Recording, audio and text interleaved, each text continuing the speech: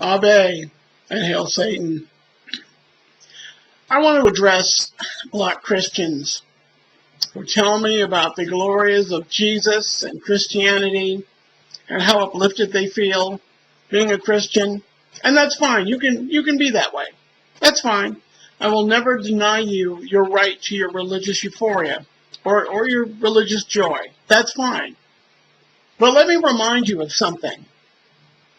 That in glorifying Jesus, you're ignoring a great part of your history.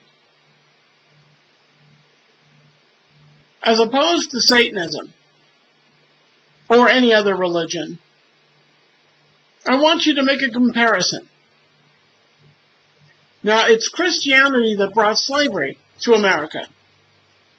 It's Christianity that wiped out the Native Americans in America. So let's do a little test here. Since, in comparison to Satanism, I'd like you to name one Satanist who brought slaves to America. I want you to name one Satanist who embarked upon a campaign against Native Americans, the Indians, the Mexicans. I'd like you to name one. Just one. Name one Satanist organization that was involved in this. Name one Satanist church. Name one Satanist individual who was in charge of this, and I guarantee you can't do it. I'll wager you $1 million, and I'll have you writing me a check, if you can. Now, you can go on with how Satanism is evil, how Satanism is devilish, how Satanism is morbid, and how it's negative. But I guarantee you, when it comes to our history, 400 years of Christian slavery, and let me tell you something, if Christians had not come down and snatched our ancestors from Africa, chances are I wouldn't be a Satanist today. Chances are you and I would be Muslims.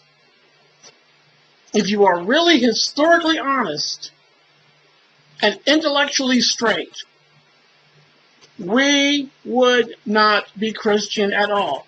Chances are we'd be Muslims. And you have to admit that. If you deny that, then you're denying history and you're not being intellectually honest. It's Christianity that put you in chains, that put you on those long boats, and dragged your ancestors here. In fact, it was Christian ministers in the South for over 400 years preaching to the slaves, quoting the Bible, "Slaves, obey your masters," and using quotations to frighten slaves, that he who doesn't obey his master shall be beaten with many stripes. It wasn't Christianity that freed you from slavery. It was the Civil War. It was Abraham Lincoln. It was over 200,000 black men who risked their lives and their freedom joining the Army of the Republic. It was people like Harriet Tubman and others in the Underground Railroad. Yes, they were religious people,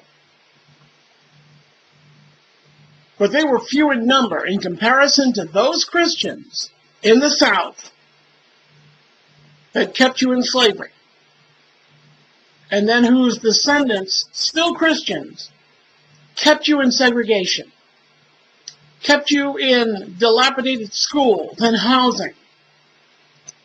People that put up ridiculous exams for your ancestors, your grandmothers, your grandfathers to vote.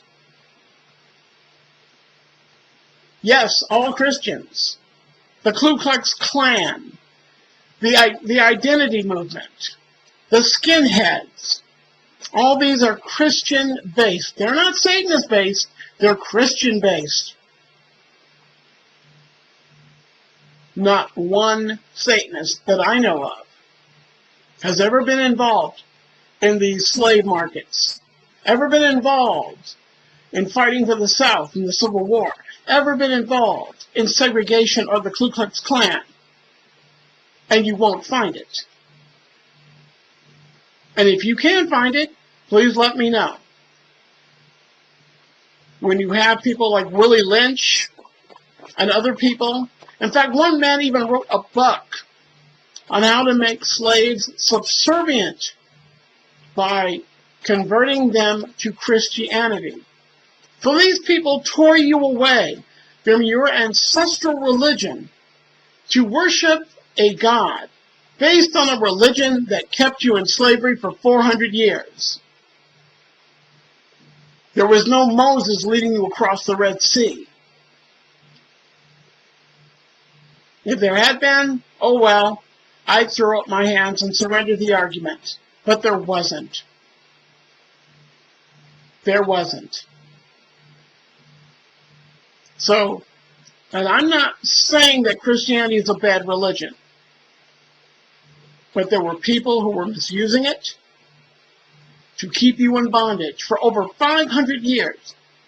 The Jews weren't doing it. The Muslims weren't doing it. The Buddhists weren't doing it. The atheists weren't doing it. And certainly not the Satanists. So if you want to make a comparison, go ahead. Be intellectually dishonest.